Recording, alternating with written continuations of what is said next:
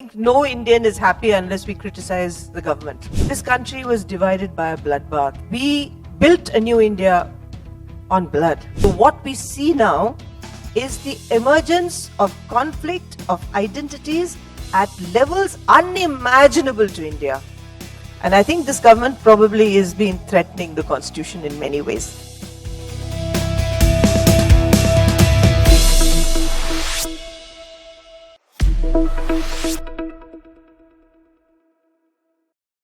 I don't think I've lived all through independent India. I was born just a year before we got independence. So we've always had an anti-establishment position. We've always been adversarial. And I think no Indian is happy unless we criticize the government. So it's been forever. I don't think there's been a time in my life when I've not heard criticism of the government, whether it was Jawaharlal Nehru or subsequently many other prime ministers. We've always had something to say about everybody. But I think what sets me very worried now, and I think what this NDA government, what really makes me feel it's a critical period and it's a crisis. Let's not forget that in 1947, I was in Delhi as a very young child, 1 year old actually, but I still have emotional memories of partition.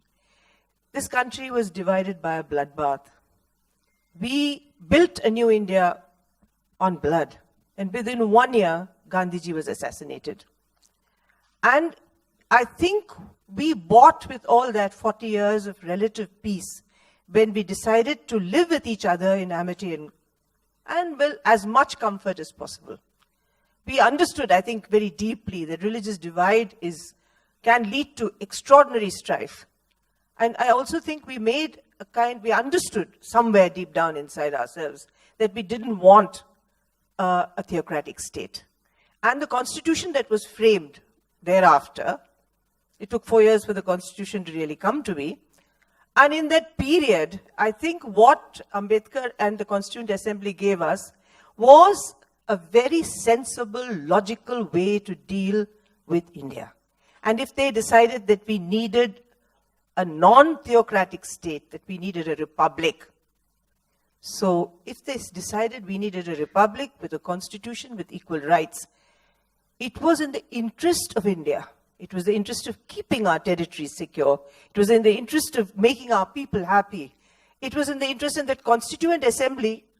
It's unfortunate that I have to say it. I'm sure people my age probably know, but I don't know if the younger people even know that the Constituent Assembly had every kind of sector in it. It had all kinds of people, and they decided that they needed in India, that was the way it was defined by the Constitution. So today, when it's really threatened with the kind of hatred, kind of divisiveness, with the kind of of fanning religious hatred, I'm very worried. And what has happened is that many of my friends say that it's the post-ideological, it's post-truth and it's post-ideology, this phase. But what it has done is once you strip a country of an ideology or an idea based not on what some people say, but on a piece of paper logically worked out like the Constitution, you really dismantle the oneness of things. So what we see now is the emergence of conflict, of identities at levels unimaginable to India.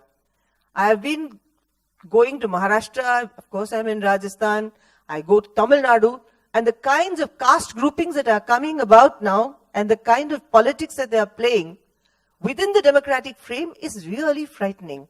So I think, for me therefore, it was very, very important that we keep the idea of an India that was constitutionally secure. And I think this government probably has been threatening the constitution in many ways. And that's what worries me.